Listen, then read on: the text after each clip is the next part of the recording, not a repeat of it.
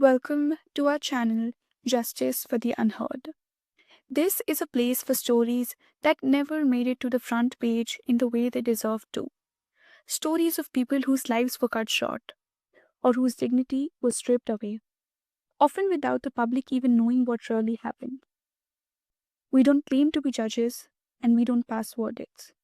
What we try to do is piece together the facts as they are reported, so that people who were robbed of their voice or their chance to tell their side at least get a platform where the story can be heard. Today, we turn to a very recent and deeply disturbing incident, the death of Yuvraj Mehta, a 27-year-old software engineer in Noida, Uttar Pradesh.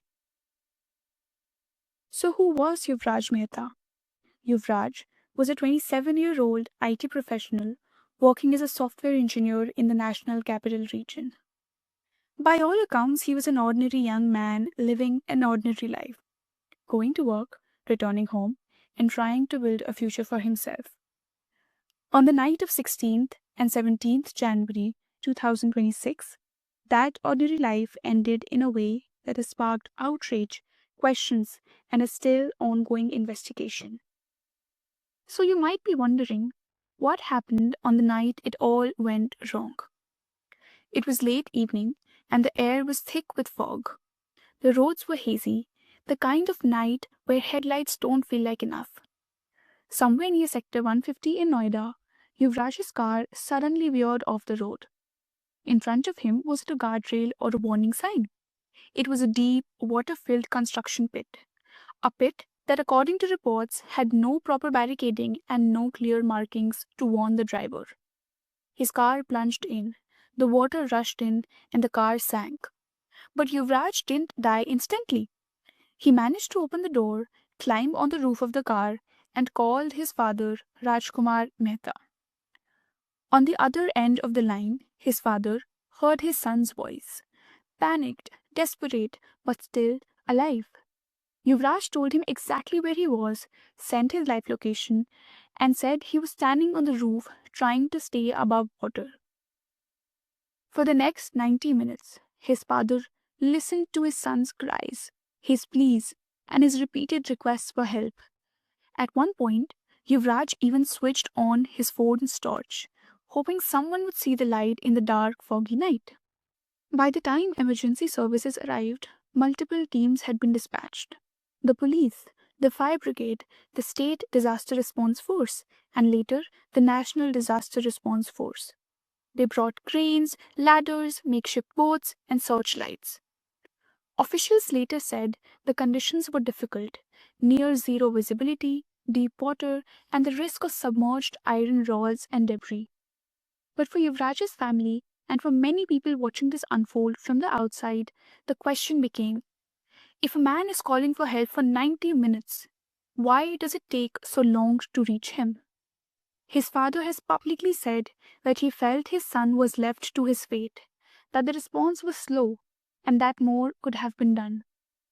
These are not just technical questions, they are human questions about responsibility, about urgency, and about what it means when someone is literally begging for their life on the phone. A post-mortem report later confirmed that Yuvraj died of asphyxia due to ante-mortem drowning, followed by a cardiac arrest. About 200 ml of fluid was found in his lungs, which means he was breathing in the water while he was alive. In other words, he didn't just slip into unconsciousness. He fought, he struggled, and he tried to stay above the water, to stay alive for as long as his body could hold on. The medical report doesn't tell us who is legally responsible. It only tells us how his life ended. After Yuvraj's family filed a complaint, the Noida police registered 2 cases against the real estate developers, responsible for the construction site where the pit was located. One of the key figures named is Abhay Kumar, the director of the real estate company Town Planners, who has been arrested and is being investigated under sections related to culpable homicide not amounting to murder due to negligence. A special investigation team, SIT, has also been formed to look into why the pit was left unmarked. why there were no safety barriers, and whether there were lapses in oversight by the Noida Authority and other agencies. The SIT has visited the site, reviewed documents, and taken statements from the officials as well as Yuvraj's father. But at this stage, no final charges or convictions have been made public. The investigation is still going on and the legal process is yet to run its course. Yuvraj Mehta's story is not just about one man. It's about thousands of construction sites that pop up in our cities every year. Sites that are often poorly marked, poorly lit, and poorly monitored. It's about the foggy nights, the dark roads, and the invisible dangers that drivers don't see until it's too late.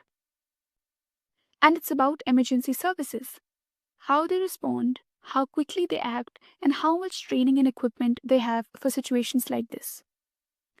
This case has sparked outrage, protests, and questions about urban safety and accountability.